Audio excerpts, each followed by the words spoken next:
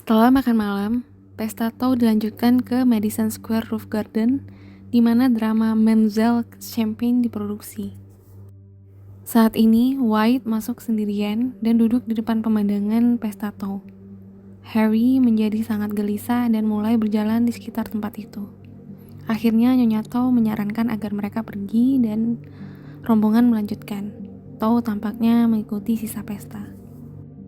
Ketika dia sampai di meja tempat White duduk, Tau tiba-tiba berbalik dan menghadap White. Dia mengeluarkan revolver dan menembakkan 3 tembakan. Peluru pertama melewati mata White ke otak, menyebabkan kematian seketika. 2 lainnya menghasilkan luka superficial. Tau segera menyerahkan diri kepada seorang petugas yang kepadanya dia menyatakan, "Saya membunuhnya karena dia menghancurkan istri saya." Nyonya Tau bergegas dan setelah memeluk suaminya bertanya mengapa dia melakukannya. Dia menjawab, "Tidak apa-apa, saya mungkin menyelamatkan hidup Anda." 3 hari kemudian, Tau didakwa atas pembunuhan. 23 Januari 1907 adalah tanggal yang ditetapkan untuk persidangan di pengadilan hakim Fitzgerald. Jaksa wilayah William T. Jerome secara pribadi menuntut kasus tersebut.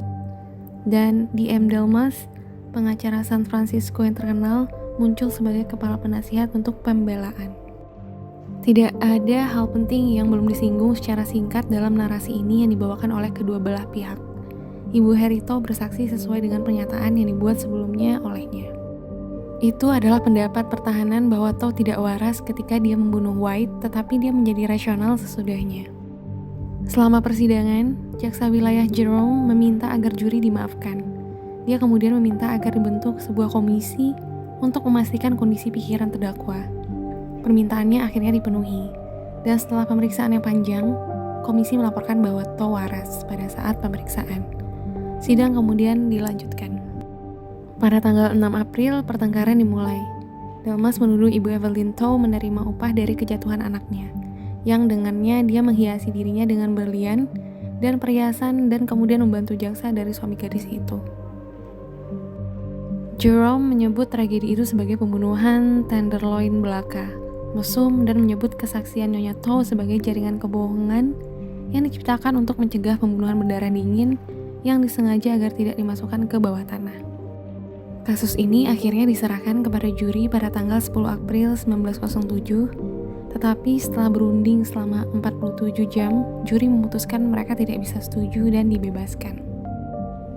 7 juri percaya terdakwa bersalah seperti yang dituduhkan, sementara 5 memilih untuk dibebaskan dengan alasan kegilaan. Pada tanggal 6 Januari 1908, persidangan kedua dimulai di hadapan Hakim Dowling. Pada kesempatan ini, M.W. Littleton mewakili Tau dan menghasilkan bukti yang cenderung menunjukkan bahwa Tau mewarisi kegilaan. Pada 1 Februari, Tau dinyatakan tidak bersalah dengan alasan bahwa dia gila ketika dia membunuh White. Dia segera dipindahkan ke rumah sakit jiwa untuk penjahat gila di Meteowan. Pada bulan Juli 1909, Tau berusaha untuk mendapatkan pembebasannya dengan surat perintah habeas corpus. Kasus ini disidangkan di hadapan Hakim Isaac Mills di White Plains, New York, dan Jerome kembali mewakili negara bagian. Beberapa alienis bersaksi bahwa Tau adalah seorang paranoid yang merosot dan tidak akan pernah pulih. Nyonya Susan Merrill bersaksi bahwa antara tahun 1902 dan 1905, dia memimpin 2 rumah penginapan berturut-turut di New York, di mana Tau menyewa kamar dengan nama samaran, dan dia membawa lebih dari 100 gadis dalam berbagai waktu. Tau menyatakan bahwa dia adalah seorang agen teater, dan Nyonya Merrill menyatakan bahwa pada beberapa kesempatan, dia memergokinya sedang mencambuk gadis-gadis di lengan dan tubuh yang telanjang dengan cambuk.